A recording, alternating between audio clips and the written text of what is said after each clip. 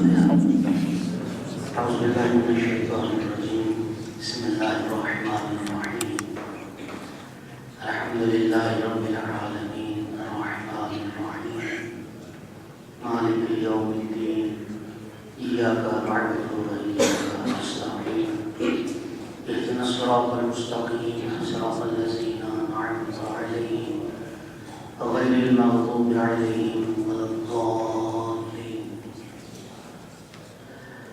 اللهم اغفر للمؤمنين والمؤمنات والمسلمين والمسلمات الأحياء منهم والأموات تابع اللهم بيننا وبينهم بالخيرات إنك مجيب الدعوات إنك على كل شيء قدير اللهم صل على محمد تمام حضرات ایک دفعہ مل کے بلند آواز سے صلوات پڑھیں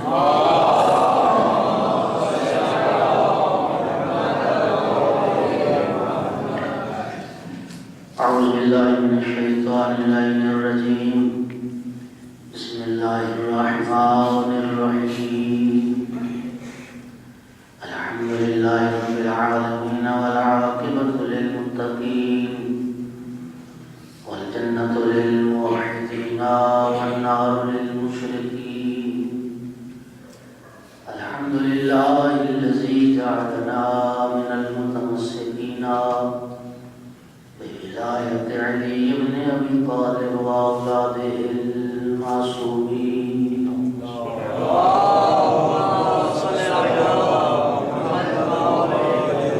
الحمد لله الذي جعلنا من الباقين على سيد الشهداء وأولاده وأصحابه المظلومين الصلاة والسلام والتحية والإكرام على رسوله الكريم شفيع المذنبين آنس الغريبين رحمة للعالمين أعني العبد المؤيد الرسول المسدد المحمود الأحمد المصطفى الأمجد أبا القاسم محمد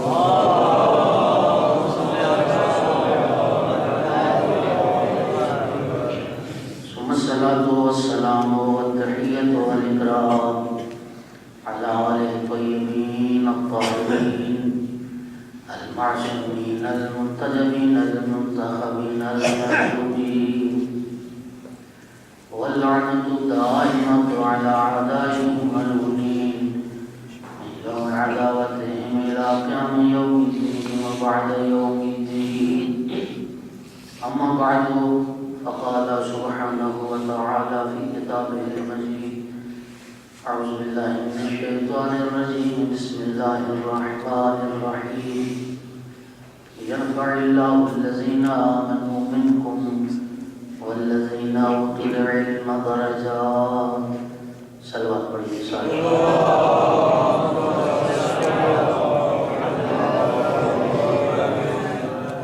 سامعین محترم حاضرین مجلس موالیان حضر قرار ازادران علیہم قرآن مجید فرقان حمید سورہ مبارکہ مجادلہ ارشاد رب العزت ہو رہا ہے اللہ ان لوگوں کو تم میں سے رفعت و بلندی عطا کرتا ہے جو تم میں صاحبان ایمان ہیں والذین اوتوا العلم درجات اور اللہ ان لوگوں کو رفعت و بلندی عطا کرتا ہے انہیں علم کے درجے عطا کیے گئے. علم انسان کے لیے شرف ہے، علم انسان کی حیات کا سبب ہے، علم انسان کے لیے عظمت ہے. مولا امیر المومنین نے فرمایا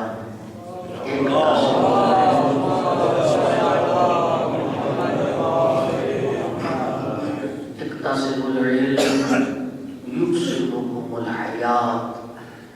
جناب امیر فرماتے ہیں تم علم حاصل کرو، علم تمہیں زندگی عطا کرے گا.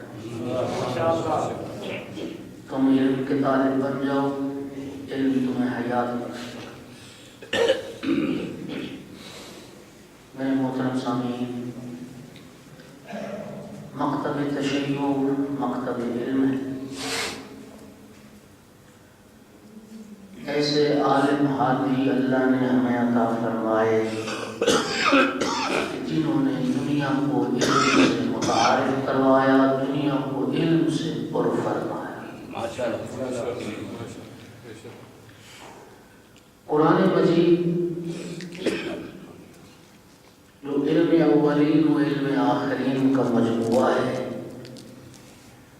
سید الانبیاء نے قرآن مجید کے متعلق ارشاد فرمایا تھا، من اراد علم الاولین والآخرین فلیقرأ القرآن، جو اولین اور آخرین کے علم سے مطلع ہونا چاہتا ہے وہ قرآن پڑھے۔ اب ظاہر ہے جو وارث قرآن ہوگا وہ اولین کے علم کا بھی وارث ہوگا، آخرین کے علم کا بھی وارث ہوگا، اس لیے کہ قرآن تمام دنیا کی علوم کا مجموعہ ہے۔ سورہ مبارکہ آل عمران میں ارشاد رب العزت ہے، والذی انزل علیک الکتاب، وہ ذات جس نے حبیب آپ پر کتاب کو نازل کیا ہے۔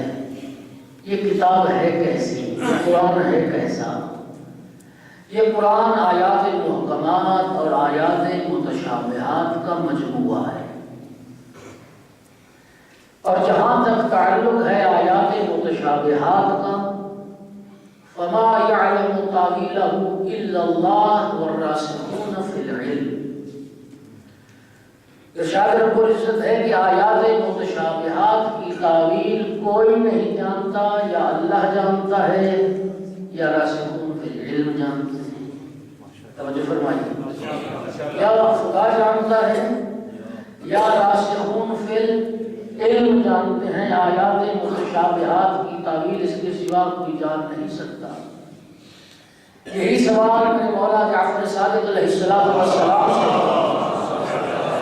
کیا گیا کہ فرزند رسول جب آیات متشابہات کی تعویل کو کوئی جان ہی نہیں سکتا تھا تو اللہ رب العزت نے آیات متشابہات کو قرآن میں رکھا کس لیے؟ میرے مولا صادق نے ارشاد فرمایا، اللہ نے آیات متشابہات کو قرآن میں رکھ کے قیامت تک کے لیے انسانیت کو آل محمد کا محتاج کر دیا۔ میرے محترم یہی وجہ ہے ہمارے ائمہ برحق، ہادیان برحق، ائمہ معصومین میں سے کوئی نہیں دکھا سکے گا کہ کبھی امام معصوم نے کسی غیر معصوم کے دروازے پہ چل کے گئے ہوں اور کبھی کسی غیر معصوم سے مسئلہ پوچھا ہوں۔ لیکن ہم دکھاتے ہیں دنیا در بدر کی ٹھوکریں کھا کے آتی تھی علی ابن ابی طالب کے دروازے۔ کوئی کہتا تھا اقیلونی اقیلونی لست بخیرکم وفیکم علی ابن ابی طالب، مجھے چھوڑو مجھے چھوڑو، مجھ سے کیا پوچھتے ہو، میں تم سے بہتر نہیں ہوں، میرے پاس کیوں آئے ہو جبکہ علی تمہارے درمیان موجود۔ کوئی کہتا تھا لولا علی اللہ لک عمر، علی نہ ہوتے میں ہلاک ہو گیا ہوتا۔ کوئی کہتا تھا لا ابقان اللہ لمعضلۃ لیس لها ابو الحسن، خدا مجھے اس دن کے لیے زندہ نہ رکھے کوئی مشکل آ جائے حل کرنے والا علی نہ ہو۔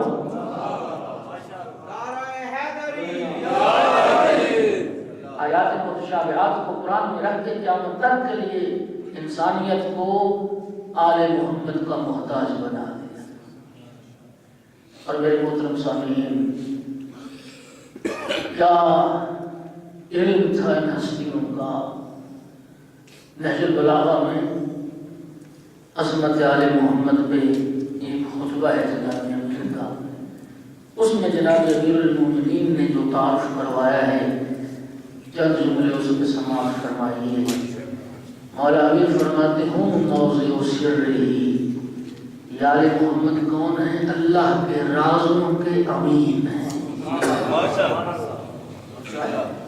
اللہ کے،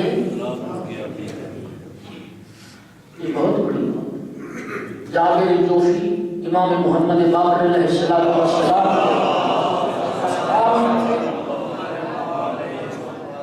سرکار باقر العلوم نے ایک راز تعلیم فرمایا، اور فرمایا جابر نااہل سے اس راز کی حفاظت کرنا ہے۔ جناب جابر جو کہ دوسرے دن امام پنجم کی خدمت میں حاضر ہوتے ہیں، عرض کرتے ہیں فرزند رسول میرا سینہ تنگ پڑ گیا ہے، میرا سینہ پھٹا جا رہا ہے، میرا دل کہتا ہے میں پکار کے لوگوں کو کہوں کہ محمد باقر نے مجھ سے یہ بات فرمائی ہے، اس راز کا تحمل نہیں کر پا رہا۔ مولا نے فرمایا اچھا اگر تیرا سینہ تنگ پڑ گیا ہے شہر سے باہر نکل جا، ایک گڑھا کھود کے اس میں منہ ڈال کے بے شک کہہ دے کہ محمد باقر نے مجھے یہ بات بتائی۔ معصوم کے ایک راز کی حفاظت مشکل ہو گئی تھی جابر جوفی کے لیے، اور ایسی شخصیات تھیں سرکار دو عالم کے زمانے میں، ایسے افراد تھے جو حامل اسرار رسالت تھے۔ جناب جابر بن عبداللہ انصاری کو دیکھیے، جناب حذیفہ یمانی کو دیکھیے، یہ وہ لوگ تھے جنہیں پیغمبر گرامی اسلام نے اسرار تعلیم فرمائی تھی۔ حضرت امیر المومنین کے اصحاب میں بھی ایسی شخصیات شامل تھیں جنہیں جناب امیر المومنین نے اسرار تعلیم فرمائے تھے۔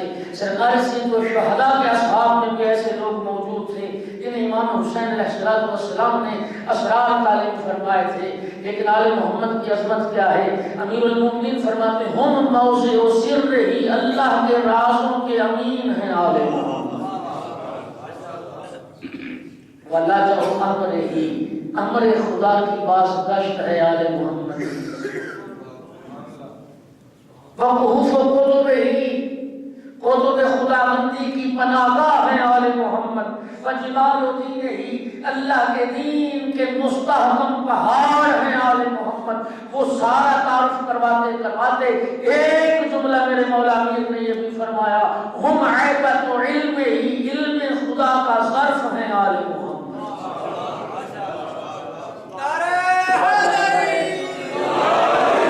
انسان کی عقل دنگ رہ جاتی ہے، انسان حیران ہو جاتا ہے۔ اس جملے میں ذرا غور فرمائیے، مولا امیر فرماتے ہیں ہم عیبت و علم ہی، علم خدا کا ظرف ہے آل محمد۔ اور امام سجاد علیہ السلام کا دربار یزید میں وہ خطبہ پڑھی، میرے مولا سجاد علیہ السلام نے اس خطبے میں جب اپنا تعارف کروایا ہے تو ایک منزل پہ میرے مولا سجاد نے یہ فرمایا کہ یاد رکھو دنیا سن لے، اللہ نے ہمیں 6 فضائل ایسے عطا فرمائے ہیں کائنات میں کسی کو نہیں دیے۔ پہلا جملہ سید سجاد کا ان فضائل میں یہ اوتینا العلم، ہمیں علم عطا کیا، ہم وہ گھرانہ ہے جنہیں علم عطا کیا۔ پھر امام سجاد علیہ السلام نے اپنا تعارف کروایا ہے، جو مجھے پہچانتا ہے، جو نہیں پہچانتا پہچان لے، وہ خطبہ تفصیل سے وہاں پڑھ لینا۔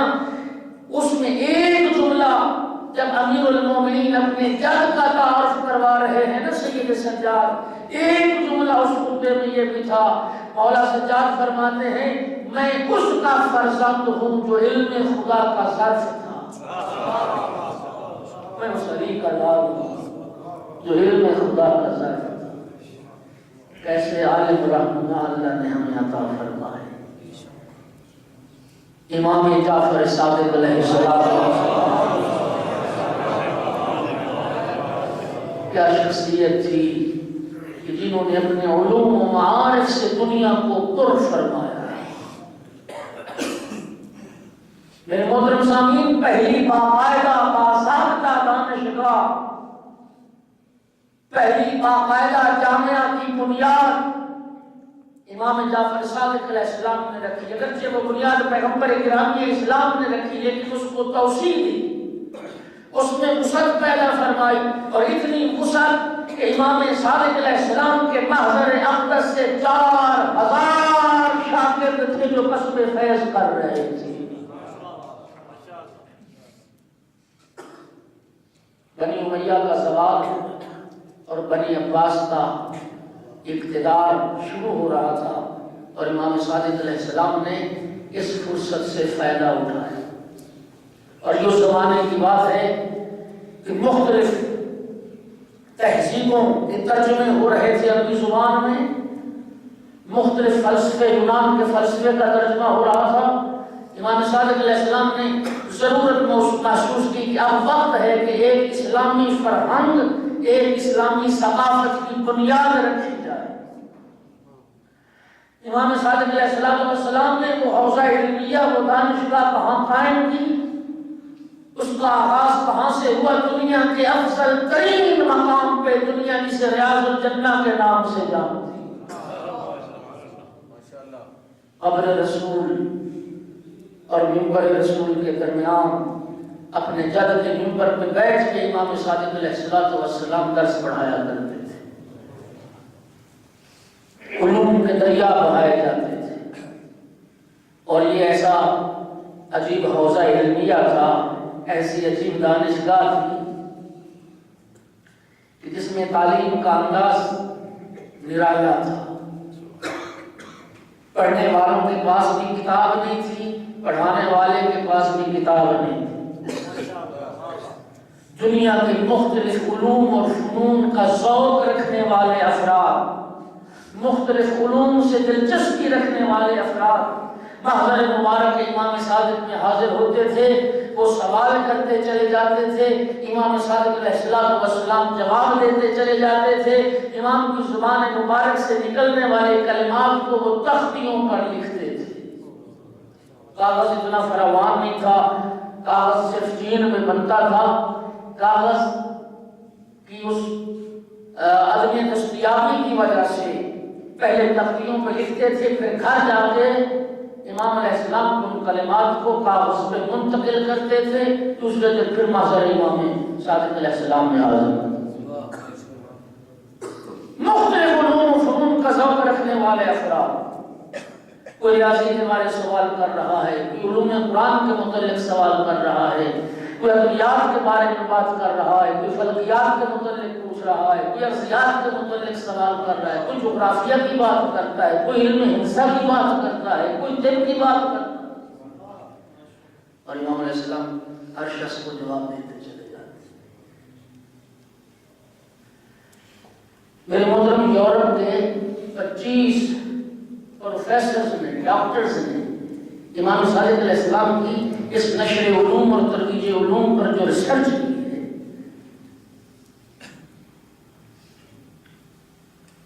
اس کتاب کا نام رکھا انہوں نے سپر برین ان اسلام۔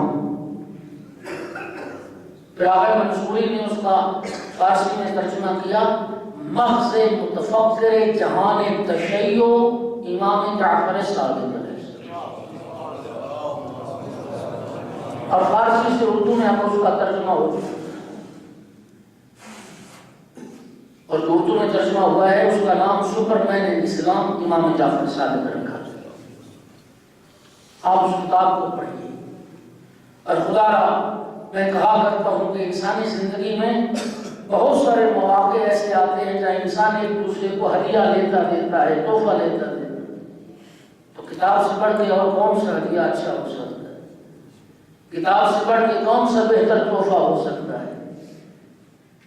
علوم اہل بیت کو پھیلائیے، علم کے مروج بن جائیے، آل محمد کی عظمت کا تعارف دنیا کو کروائیے۔ جہاں علم پھیلے گا وہاں اہل بیت رسول کے متعلق عقیدت لوگوں کی بڑھے گی۔ اور یاد رکھیے امام صادق علیہ السلام کا ہی یہ فرمان ہے، رحم اللہ من احبنا الی الناس، اس انسان پہ اللہ اپنی رحمتیں نازل کرتا ہے جو لوگوں کے دلوں میں ہماری محبت پیدا کرتا ہے۔ اور ممکن ہے وہ کتاب تمہارے لیے صدقہ جاریہ بن جائے۔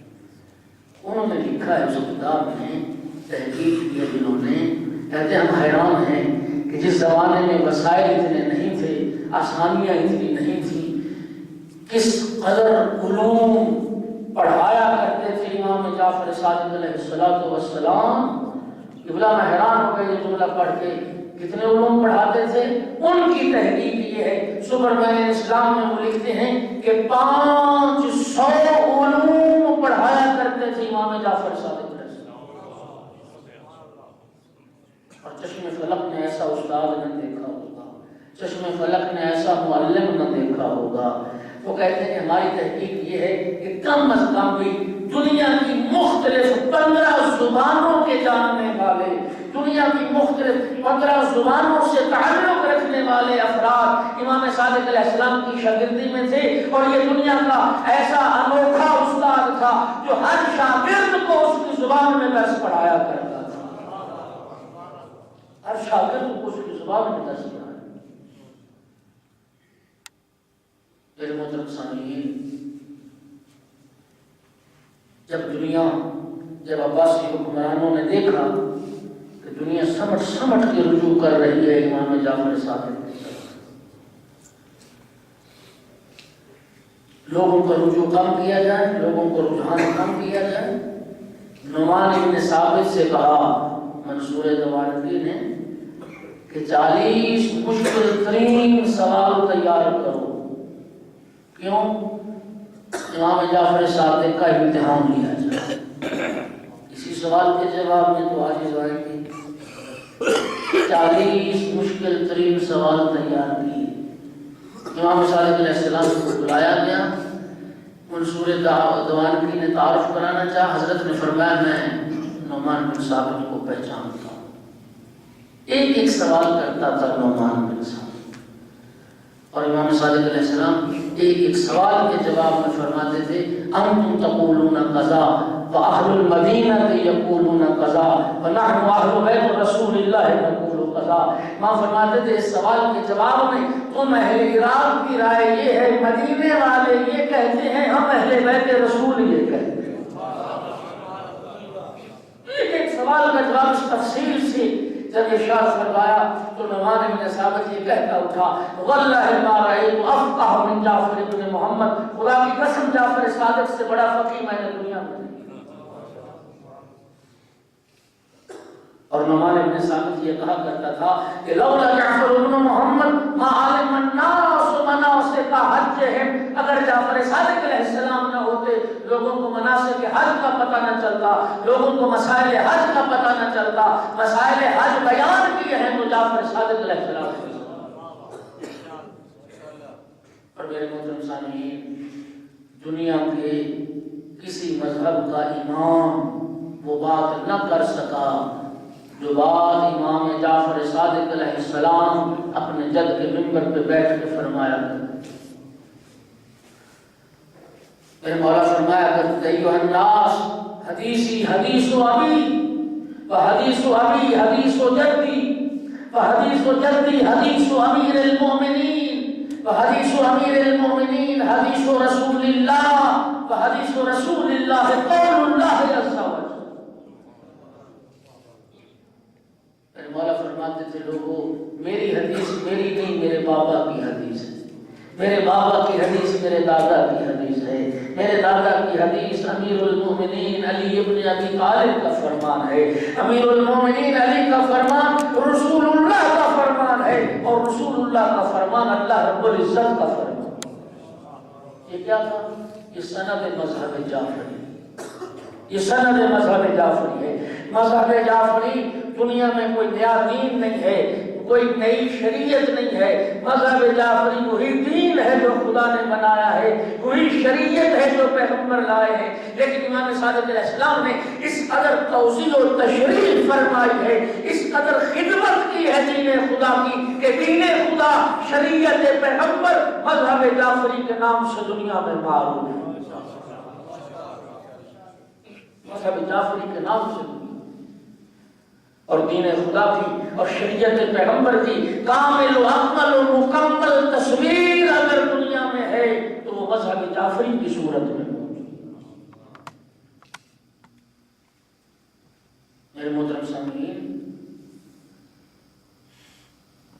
اس قدر خدمت فرمائی، اس قدر علوم کو توسعہ دیا امام صادق علیہ السلام نے۔ راوی کہتا ہے میں نے مسجد کوفہ میں 900 حلقہ درس دیکھا، 900 جگہ پر استاد اپنے شاگردوں کو پڑھا رہے تھے، اور ہر استاد شاگردوں سے یہ کہہ رہا تھا وَلَقَدْ سَمِعْتُ جعفر بن محمد، میں نے جعفر صادق سے یہ سنا ہے، میں نے جعفر صادق ہی سے میں نے جعفر صادق سے یہ سنا۔ میرے محترم سامعین، ایک جملہ کہوں گا اسلام آباد کے غیور مومنین، دنیا کے کسی مذہب کا امام صادق نہیں ہے۔ اللہ نے ہمیں امام صادق عطا فرمایا۔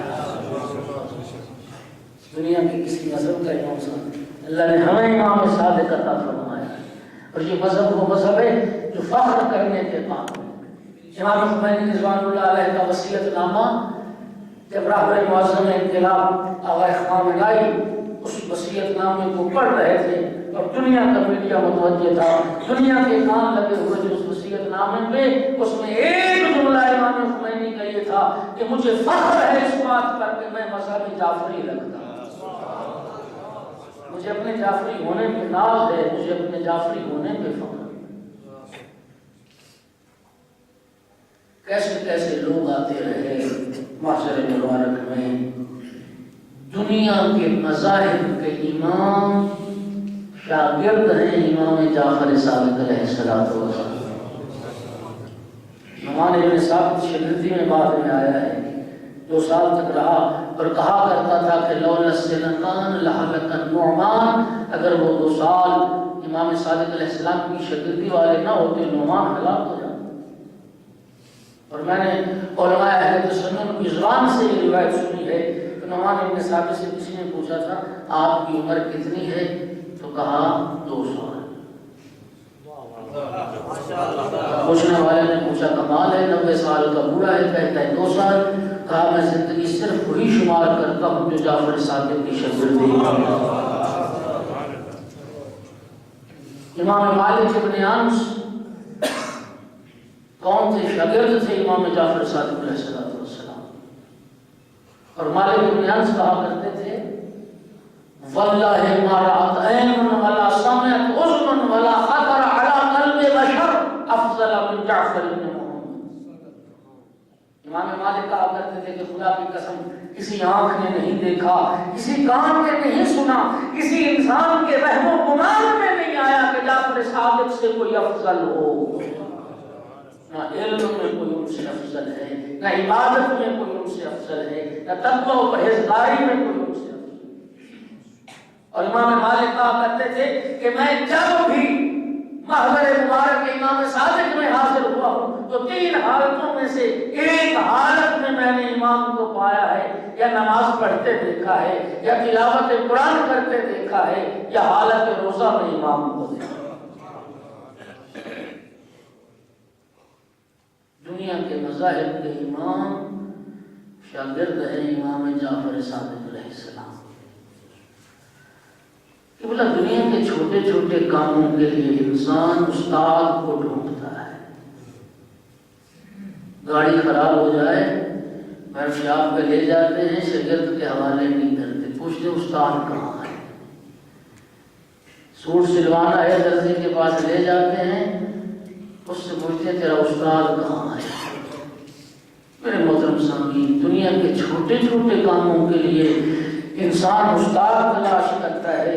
کیا دین اور مذہب کی حیثیت اس 500 روپے کے سوٹ جتنی بھی نہیں کہ استاد کے ہوتے ہوئے شاگرد کے مذہب کو اختیار کیا؟ کیا کمی تھی، کیا نقص ہے، کون سی چیز کی کمی ہے محضر مبارک امام صادق علیہ السلام؟ سپر مین اسلام میں لکھتے ہیں کہ ہمیں تعجب ہے اس بات پر کہ جس ثقافت، جس فرہنگ کی بنیاد امام جعفر صادق نے رکھی، وہ مذہب دنیا سے ختم کیوں نہیں ہوا؟ وہ مذہب دنیا میں پھیلتا چلا جا رہا، وہ فرہنگ پھیلتی چلی جا رہی، اس کا راز کیا ہے؟ کہتے ہیں یہودیت کی بقا کا راز تو ہمیں سمجھ میں آتا ہے۔ سرمایہ دار تھے، پیسے والے تھے اور مہران رہ گئے جو لپٹ گئے۔ انہوں نے لکھا کہ عباسی اور اموی خلفاء بھی یہودیوں سے قرض لیتے تھے، لیکن اس فرہنگ کی جس کی بنیاد امام صادق علیہ السلام نے رکھی، امام صادق کے پاس تو کوئی دولت نہیں تھی، اور جو دنیا امام صادق کے محضر میں قصب فیض کے لیے آتی تھی وہ کسی دنیاوی لالچ کے لیے نہیں آتے تھے، بلکہ امام صادق کے محضر میں آنے والے اور امام صادق علیہ السلام کے شاگردوں کو تو یہ توقع بھی نہیں تھی کہ کسی عباسی حکومت میں کہیں قضامت کا عہدہ مل جائے گا، کسی شہر کے وہ قاضی بن جائیں گے، انہیں تو یہ بھی امید نہیں تھی۔ بلکہ ایک وقت تو ایسا بھی آ گیا تھا کہ جب عباسیوں نے ٹیکس لگا لیا تھا کہ اگر کوئی نعمان بن ثابت سے مسئلہ پوچھے گا حکومت 1 درہم انعام دے گی۔ کیسے مذہب پروان چڑھائے جاتے ہیں، نعمان بن ثابت سے پوچھو تو حکومت 1 درہم انعام دے، اور امام جعفر صادق سے مسئلہ پوچھو تو 1 درہم ٹیکس دو۔ امام صادق علیہ السلام کی خدمت میں عرض کیا گیا فرزند رسول اب تو یہ مشکل ہو گئی۔ مولا نے فرمایا کوئی مشکل نہیں ہے، پہلے وہاں سے مسئلہ پوچھو، درہم لے لو، پھر میرے پاس آ کے دے دو۔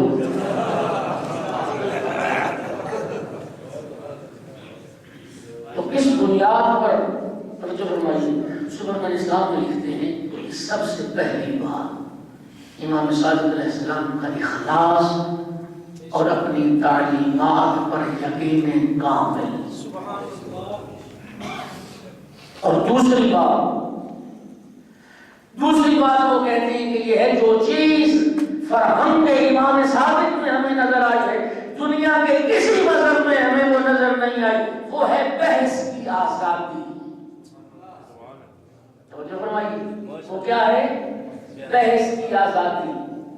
میرے محترم سامعین، یہ یورپ جس کی ترقی پر آج دنیا حیران ہے اور سائنسی معجزات پر آج دنیا حیران ہے، ذرا یورپ کی تاریخ کو تو پڑھیے، زیادہ عرصہ نہیں گزرا، 200 سال پہلے یہ جمود کا شکار تھا، یہ تاریکی میں ڈوبا ہوا تھا۔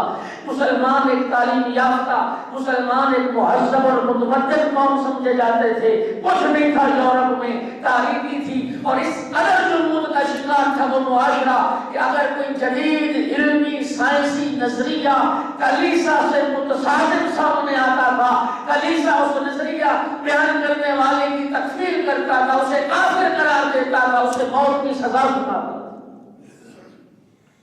200 سال پہلے تک یہ کیفیت تھی، اور آپ کے علم میں ہے جس نے سب سے پہلے یہ نظریہ پیش کیا تھا کہ سورج زمین کے گرد گردش نہیں کرتا، زمین سورج کے گرد گردش کرتی ہے، کلیسا نے اس کو موت کی سزا سنائی تھی، زندہ جلا دینے کا حکم دیا تھا۔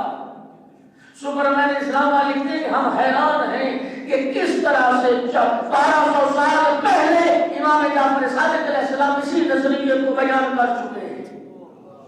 اور بحث کی آزادی تھی، ایک طالب علم کو، ایک شاگرد کو کاملاً یہ حق حاصل تھا امام صادق علیہ السلام کی بات کو رد کرے، امام علیہ السلام پر اعتراض کرے، امام علیہ السلام سے دلیل مانگے، جواب طلب کرے۔ وہ کہتے ہیں کہ بحث کی آزادی سبب بنی ہے کہ مکتب تشیع دنیا میں پھیلتا چلا جاتا،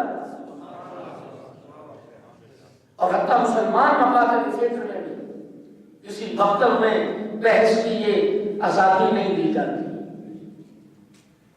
گفتگو کی یہ آزادی نہیں دی جاتی۔ وہ اور لوگ ہیں جو اپنے چاہنے والوں پر اور اپنے پیروکاروں پر پابندیاں لگاتے ہیں، فلاں کی مجلس میں نہ جانا، فلاں کی محفل میں نہ جانا، لیکن یہ تشیع کا افتخار ہے، نحن ابناء الدلیل، ہمارا مذہب دلیل کا مذہب ہے، آؤ ہم سے بات کرو۔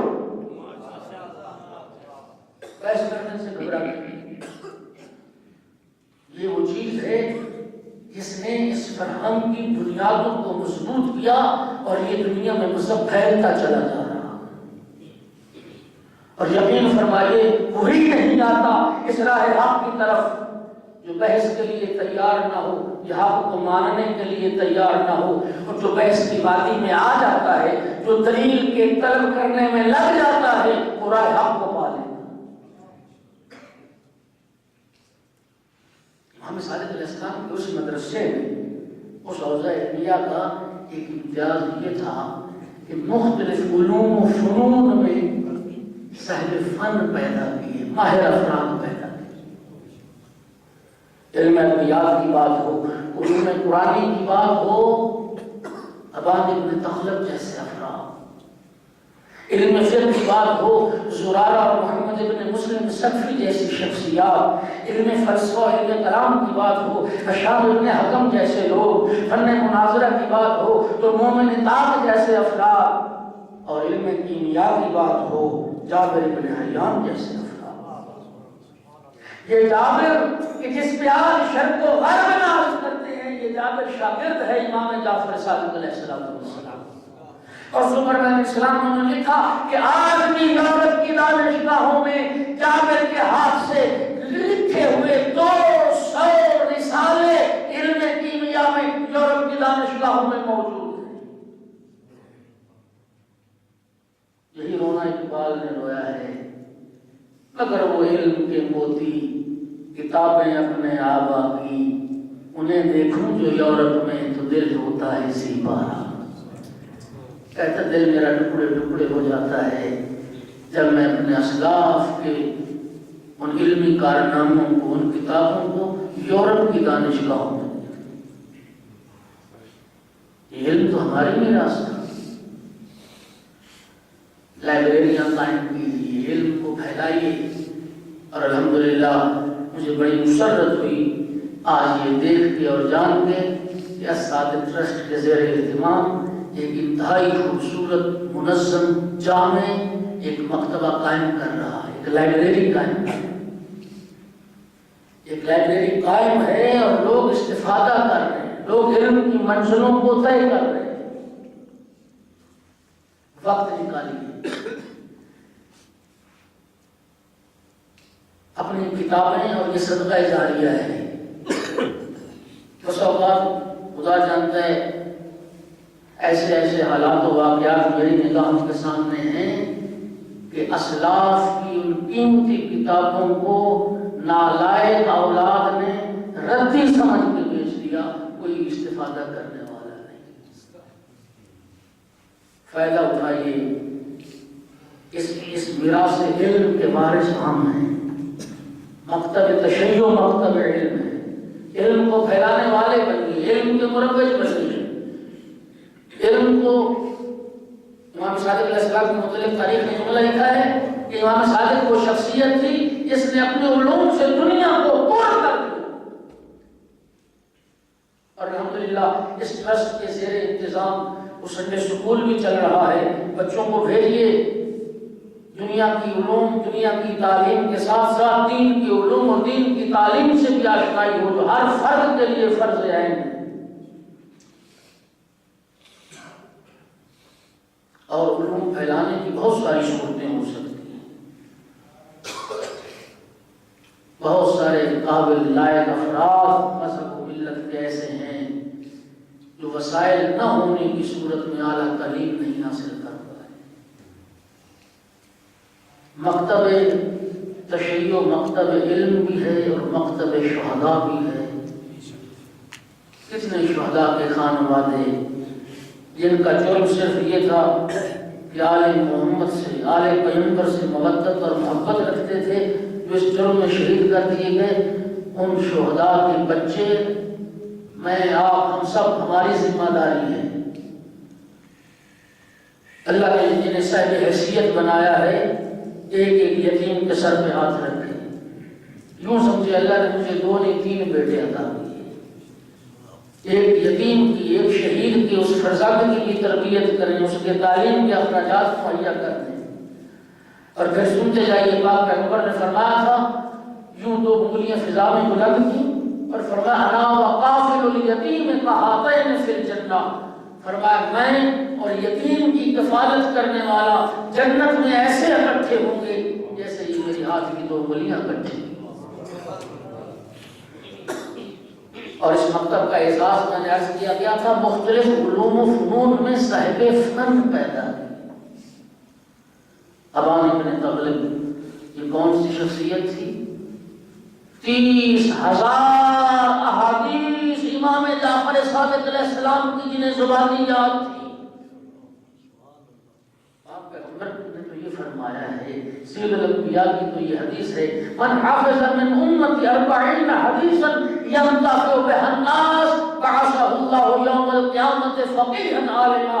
پیغمبر نے فرمایا جو شخص میری امت میں سے میری 40 احادیث ایسی یاد کر لے کہ جو احادیث لوگوں کو نفع پہنچائیں، لوگ جن سے فائدہ اٹھائیں، آپ پیغمبر فرماتے ہیں وہ 40 احادیث حفظ کر لینے والا اللہ قیامت کے دن اسے فقیہ معشور فرمائے۔ قیامت کے دن اسے عالم معشور فرمائے گا، اور اس ہستی کا مقام کیا ہوگا جسے 30,000 احادیث یاد۔ اور میرے مولا صادق عوام سے فرمایا کرتے تھے اجلس فی مسجد المدینہ وافت الناس فانی احب ان یرا مثلک فی شیعتی۔ عوام سے فرماتے تھے عوام مسجد مدینہ میں بیٹھ اور فتویٰ دیا کر، میں جعفر صادق پسند کرتا ہوں، تیرے جیسے افراد میرے شیعوں میں نظر آئے، تیرے جیسے افراد میرے شیعوں میں نظر آئے۔ میرے محترم سامعین، محمد ابن مسلم سقفی کو دیکھیے، کیا شخصیت تھی۔ اگر کوئی شخص میرے مولا صادق علیہ السلام کے پاس آتا تھا نا مسئلہ پوچھنے، مولا فرماتے جاؤ محمد ابن مسلم سے پوچھو۔ ہشام ابن حکم امام صادق علیہ السلام کا کم سن ترین شاگرد تھا، 18 سال کی عمر تھی، اور مقام کیا پایا، عزت کیا پائی۔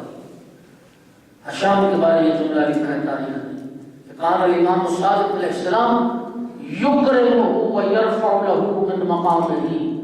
ہشام کی عظمت تھی، جب ہشام محضر مبارک امام میں آتا تھا، امام صادق ہشام کی تعظیم کے لیے کھڑے ہو جاتے تھے، ہشام کی اکرام کے لیے کھڑے ہو۔ امام نے علماء کی فقہاء کی تعظیم کرنا سکھایا۔ روایت کے لفظ ہیں حج کا موسم تھا، مینا میں خیمہ لگا ہوا تھا، امام صادق علیہ السلام تشریف فرما تھے، اصحاب بیٹھے تھے، ہشام داخل ہوئے، امام علیہ السلام تعظیم کے لیے کھڑے ہوئے۔ حضرت افراد کے چہرے پڑھ لیے، کچھ لوگوں کو یہ اچھا نہ لگا۔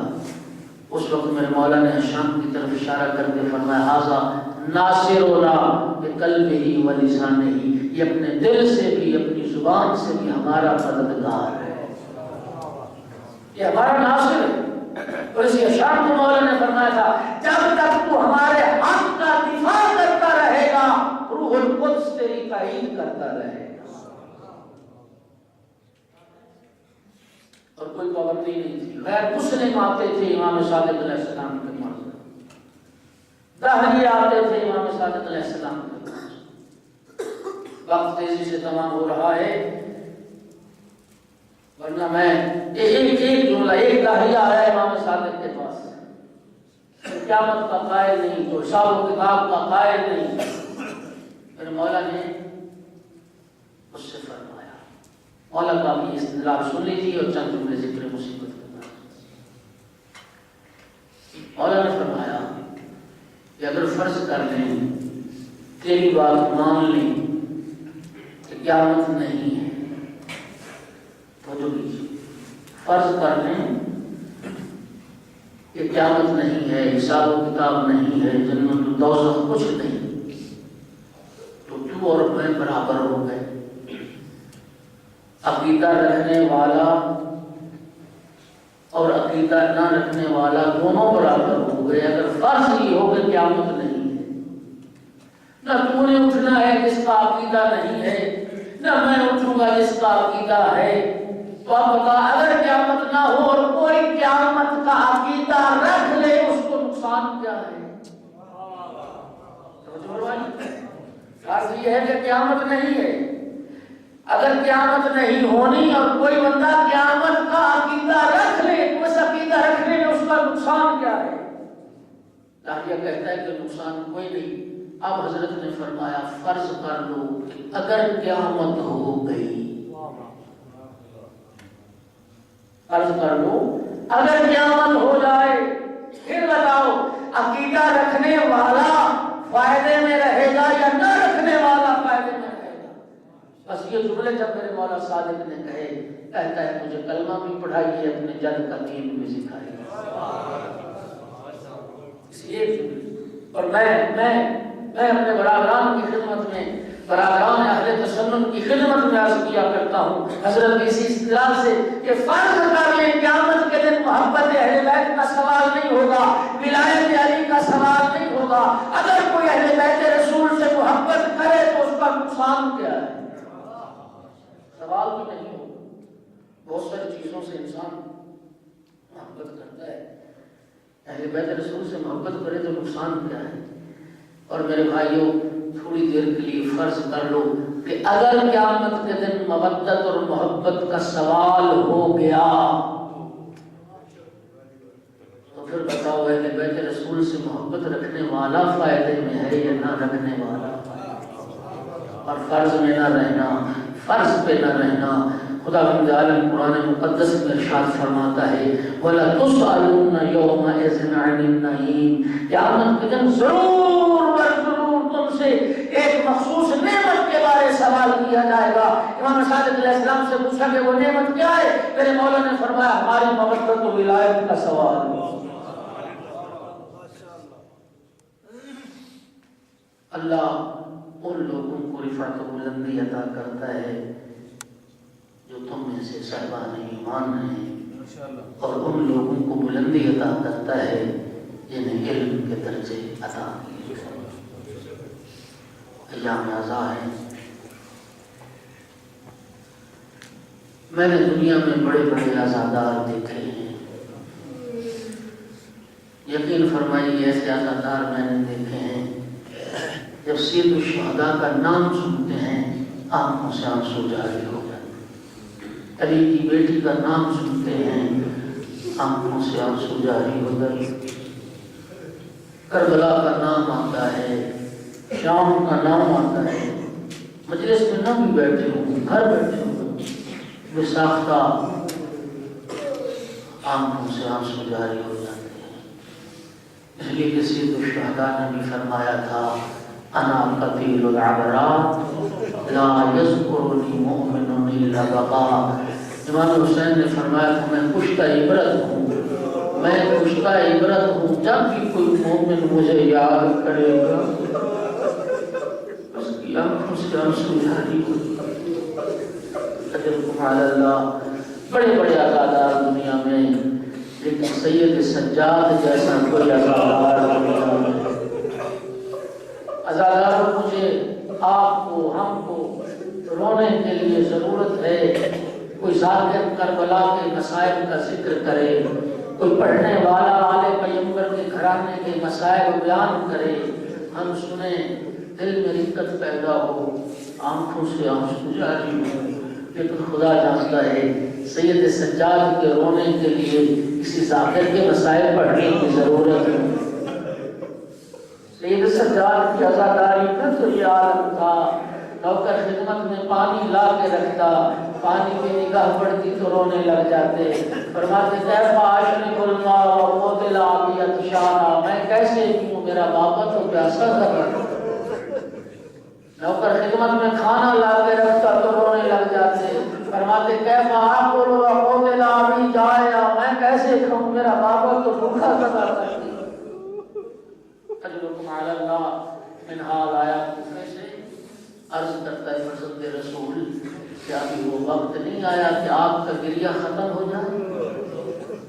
میرے مولا سجاد نے فرمایا منہال تو نے قرآن پڑھا ہے، یعقوب کا ایک یوسف نگاہوں سے اوجھل ہوا تھا، اتنا روئے تھے یعقوب، وَابْيَضَّتْ عَيْنَاهُ مِنَ الْحُزْنِ فَهُوَ كَظِيمٌ، اتنا روئے تھے یعقوب، روتے روتے آنکھیں سفید ہو گئی تھی۔ منہال میں نے تو کئی فخر یوسف کھا کے کربلا میں، کئی فخر یوسف خاک و خون میں غلطان کھا کے کربلا میں دیکھے ہیں۔ منہال عرض کرتا ہے فرزند رسول پھر کیا ہوا؟ شہادت تو آپ کے گھرانے کی میراث ہے، شہادت تو آپ کے گھرانے کا ورثہ ہے، ابو عبیدہ آپ کا شہید ہے، حمزہ آپ کے شہید ہیں، علی آپ کے شہید ہیں۔ اس وقت سید سجاد فرماتے منہال تو نے انصاف نہیں کیا، شہادت تو ہمارے گھرانے کی میراث ہے، ننگے سر نو بہنوں کے ساتھ کبھی اس دربار کبھی اس دربار، کبھی اس بازار کبھی اس بازار، بدماشوں کی بھیڑ، شرابیوں کے ہجوم میں علی کی بیٹیوں کا جانا کیا یہ بھی ہمارے گھرانے۔ اجرکم علی اللہ، اجرکم علی اللہ۔ عزاداروں یہی وہ درد تھا سید سجاد کو، ساری زندگی رلاتا رہا۔ جب بھی پوچھا جاتا تھا نا میرے مولا سجاد سے، مولا سب سے زیادہ دکھ کہاں آئے؟ کبھی کربلا کا نام نہیں لیا، فرماتے اشجار اشجار الساجدین بھی ہے اور سید الصابرین بھی ہے، لیکن خدا جانتا ہے جب شام کے بازار میں علی کی بیٹیوں کو بدماشوں کی بھیڑ میں چلتے دیکھا نا، ایک منزل ایسی آ گئی کہ سید سجاد کا مرثیہ بلند ہوا، لیتنی لم تلد امی مثل ھذا اليوم، کاش میری ماں نے مجھے نہ جنا ہوتا، بدماشوں کے ہجوم میں میں علی کی بیٹیوں کو چلتا نہ۔ اجرکم علی اللہ، اجرکم علی اللہ۔ اداکاروں کیفیت یہ تھی میرے مولا سجاد کی، جب کسی جانور ذبح شدہ جانور کا سر دیکھتے نا، اس فد کا بکری کا سر دیکھتے سید سجاد تڑپ جاتے، غریب بابا یاد آ جاتا تھا، اور مدینے کے قصاب مولا سجاد کے سامنے جانور ذبح نہیں کرتے۔ بازار مدینہ سے گزر ہوا، میرے مولا سجاد کا ایک قصاب ہے جو جانور کو ذبح کرنے کے لیے لٹا چکا ہے، چھری گردن پہ پھیرنا چاہتا تھا، کسی نے پکار کے کہا قصاب ہاتھ روک لے، وہ سید سجاد آزادر قصاب نے چھری پھینک دی، جانور کو آزاد کر دیا۔ میرے مولا سجاد چلتے ہوئے قریب آئے، فرمایا قصاب میں جانتا ہوں تو جانور کو ذبح کرنا چاہتا تھا، میں جانور ذبح کرنے سے منع نہیں کرتا، یہ میرے نانا کی سنت ہے، لیکن مجھے اتنا بتا ذبح کے آداب جانتے ہو؟ عرض کرتا ہے جی فرزند رسول۔ مولا نے فرمایا بتا پہلا ادب کیا ہے؟ عرض کرتا ہے فرزند رسول پہلا ادب یہ ہے کہ جانور کو پیاسا ذبح نہ کیا جائے۔ مولا میں نے پانی پلا کے لٹایا، سید سجاد کی چیخ بلند ہوئی، کربلا کی طرف روکی، آئے میرا غریب بابا، آئے میرا مظلوم بابا، جسے 3 دن کا پیاسا فرات کے کنارے بلا جرم و خطا ذبح کیا گیا۔ اجرکم علی اللہ۔ مولا نے فرمایا بتا دوسرا ادب کیا ہے؟ عرض کرتا ہے فرزند رسول دوسرا ادب ذبح کا یہ ہے کہ جس آلے سے جانور کو ذبح کیا جائے وہ آلہ ذبح تیز ہونا چاہیے۔ سید سجاد تڑپ گئے، آئے میرا مظلوم بابا، اسے کن خنجر سے 13 ضربوں سے 12 ضربوں سے اس مظلوم کا سر تن سے جدا کیا گیا۔ عدالت دنیا میں دستور ہے، قاتل مقتول کو قتل کرنے میں جلدی کرتا ہے، لیکن شمر تسلی سے ذبح کرتا رہا۔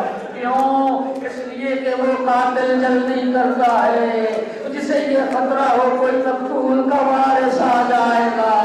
عزاداروں جسے پتہ ہو حسین کا کوئی نہ رہا، ایک بیمار بیٹا، وہ بھی اتنے بیمار کہ جو چلتے خیموں سے خود باہر نہ نکل سکے، وہ جس کو پھوپھی کندھوں پہ اٹھا کے باہر لائے۔ اجرکم علی اللہ۔ میرے مولا نے فرمایا قصاب بتا تیسرا ادب کیا ہے؟ عرض کرتے ہیں فرزند رسول تیسرا ادب یہ ہے کہ جانور کو جانور کے سامنے ذبح نہ کیا جائے۔ طرف گئے میرے مولا سجاد، آئے میرا غریب بابا، 70 قدم کا فاصلہ تھا، بھائی ذبح ہو رہا تھا، بہن کھڑی دیکھ رہی تھی، ایک مظلوم بہن کیا کرتی، ایک لاچار و بے کس بہن کیا کرتی، بس اتنا کر سکی، ابن سعد کو خطاب کر کے کہا یا ابن سعد اتنظر وتقر وعبد اللہ، ابن سعد تو دیکھ رہا ہے میرا ماں جایا ذبح ہو رہا ہے، الا لعنت اللہ علی القوم الظالمین وسيعلم الذين ظلموا أي منقلب ينقلبون۔